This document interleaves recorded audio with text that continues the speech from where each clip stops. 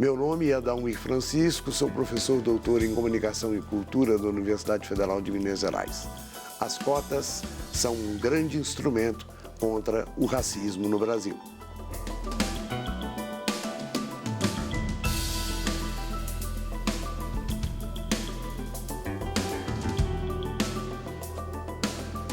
Meu nome é Nívia, sou promotora de justiça e, sob o meu ponto de vista, a cota racial é uma política afirmativa essencial para o enfrentamento à desigualdade no Brasil.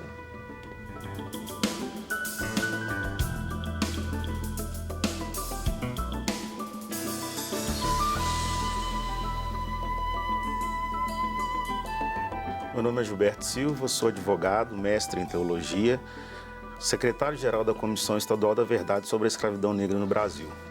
Cotas, para mim, é a forma de fazer com que a sociedade se torne mais igualitária.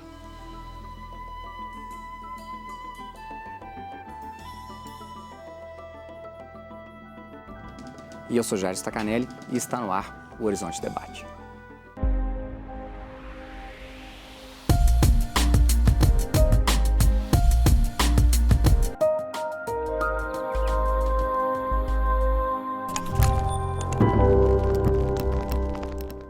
Olá, o Horizonte Debate de hoje trata das cotas raciais e pegar um tema e discutir a nossa identidade, discutir a nossa história, discutir a nossa construção de país. Sr. Dalmir, por que as cotas são necessárias? Porque a desigualdade estabelecida pela escravidão e pela forma como a escravidão foi abolida no Brasil, com os negros sendo atirados à sua própria sorte, criou uma desigualdade que, se não for corrigida, dificilmente será superada pelo entrechoque normal da sociedade. As cotas são, por isso mesmo, um instrumento necessário de diminuição das desigualdades e estabelecimento justo, ajustado, de uma maior igualdade dentro da sociedade. Seja no plano econômico, seja no plano social, seja no plano político da cidadania. Doutora Nívia, e no seu dia a dia, durante o debate, queria que você contasse também casos que acontecem no dia a dia de trabalho. Nós temos uma ideia de país que não é racista, nós temos uma ideia de um país que coloca, na minha opinião, para debaixo do tapete problemas estruturais. Somos racistas, sim, somos sectários, sim. A gente acaba se comparando com os americanos, que têm problemas raciais, na visão dos simplistas, mais evidentes. O que é pensar as cotas raciais para a doutora Nívia? Como é pensar esse tema? A questão é que muitas pessoas falam que a gente assumir as cotas, a gente vai acabar sendo igual aos americanos. Lá, por muito tempo, teve uma política foi necessária uma política de separados, mas iguais, cada um eles tinham os mesmos direitos, mas em locais diferentes, não se misturavam, mesmo assim por uma determinação da justiça, como um avanço, né? Escolas diferentes, etc. E esse tipo de política aqui nunca seriam diferentes, nunca seriam necessárias, porque a gente nunca teria essa, vamos dizer assim, que aqui não existiria, nunca teria havido essa segregação, que aqui a gente era muito mais tolerante. Na verdade, eu vejo a situação no Brasil muito mais difícil de se equacionar, porque esse racismo discreto, que não é nada discreto para quem sofre, a política pública que enfrenta esse problema, ela é muito mais, ela nunca vai ser discreta, ela tem que ser uma política pública clara. Sim. E essa política pública clara, ela nem sempre vai ser aceita pelos destinatários dela, que é a generalidade, porque as pessoas não se assumem racistas, né?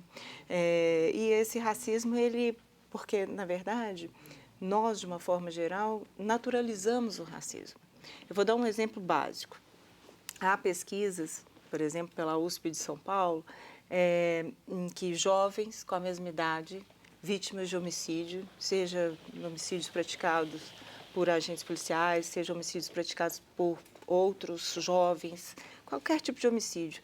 Eles mostraram as fotos para outras pessoas e quando era um cadáver, né, uma vítima clara, de pele clara, as pessoas falavam assim, nossa, mas que absurdo, quem fez isso com ele? E às vezes a situação da vítima era o mesmo tipo de morte de vítimas de pele negra, de pele escura.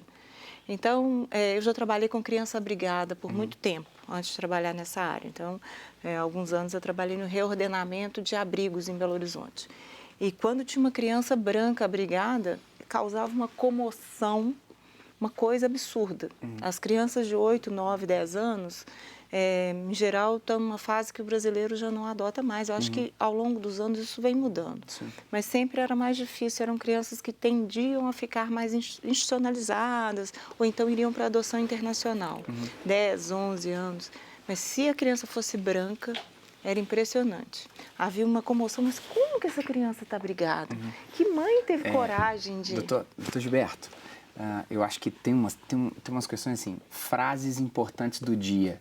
Essa frase que a doutora Nívia colocou, até agora para mim foi a mais importante do meu dia.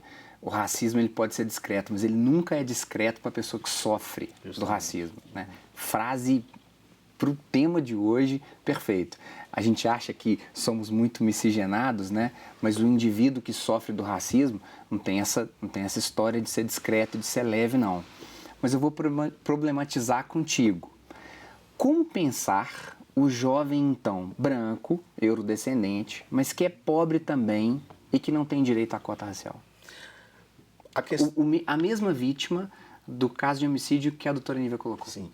A questão, primeiramente, para falar a questão da cota, eu sempre penso que esse tipo de ação afirmativa, no caso do negro e dos pardos, é uma questão de reparação de danos. Né? Ela é uma reparação de danos tendo em vista a questão da abolição, o que já foi falado pelo professor, que o negro foi jogado à própria sorte, e também em comparação à qualidade de vida que o negro passou a ter.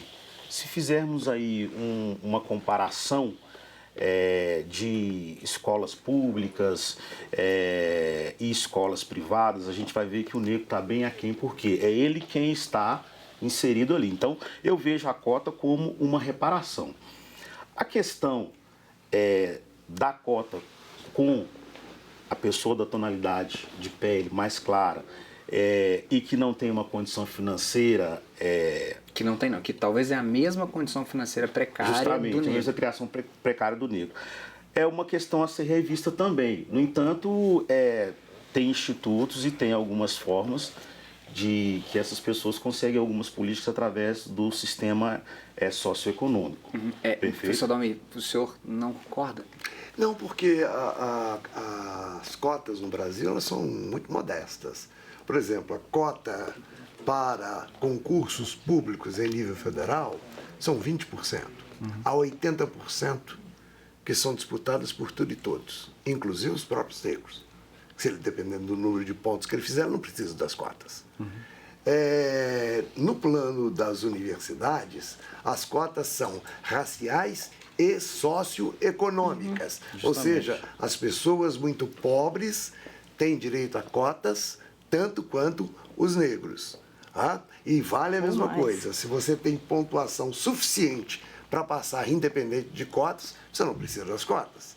Então, a cota é para acudir, no caso de disputa por um lugar dentro da universidade pública ou universidade privada, a cota existe para acudir pessoas que têm talento, mas que, por questões econômicas, políticas, étnico-raciais, de discriminação, de rebaixamento da sua autoestima, e que torna a pessoa com menos condições de disputar, você torna essa pessoa com um pouco mais de poder.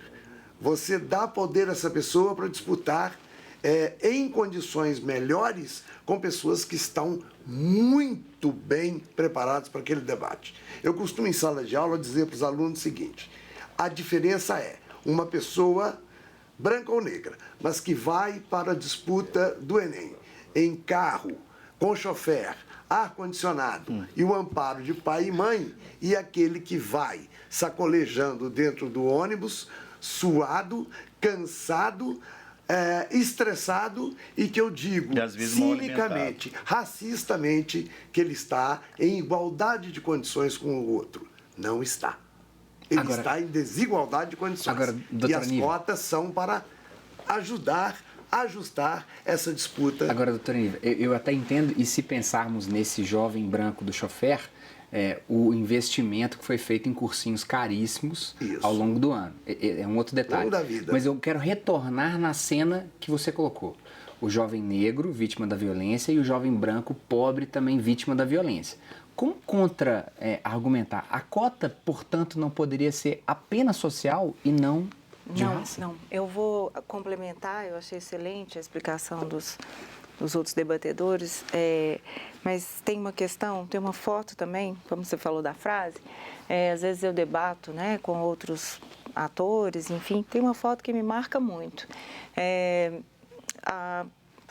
2 anos atrás, curso, né, os aprovados na Conlurb do Rio de Janeiro, você não vê uma pessoa branca, todos negros. E ao lado, na Bahia, que é um dos estados onde a gente tem maior 80%. Percentual, 80%, só perde para o Pará, formatura de medicina. Você não vê uma pessoa negra. Então, será que não tem nenhum negro que tenha vocação para ser médico? Será que todos os negros têm vocação para ser lixeiro? Então, eu acho que é uma questão muito mais do que a questão socioeconômica, certamente. Mas nós temos, inclusive, o percentual de cotas, o senhor me corrija se eu estiver errado, mas para a questão socioeconômica é até maior do que a questão das cotas raciais nas universidades. Que isso insere também a questão da são duas coisas diferentes. Pública. Não, eu digo da questão socioeconômica. Isso, são duas cotas diferentes. Que a pessoa tem que ter cursado todo o seu ensino anterior, fundamental e médio, em escola pública, e o outro critério é que ela tem que ter estudado o último ano, né, tem que ter sido egressa da escola pública. E o outro critério é o critério étnico-racial. São dois tipos de cota socioeconômicas, e aí depende, cada faculdade, cada universidade regulamentou de uma forma. Mas o meu ponto de vista é que, para além da questão econômica, nós temos que mostrar a diversidade que nós temos no censo dentro do ensino superior. Esse é um dever que o Brasil tem.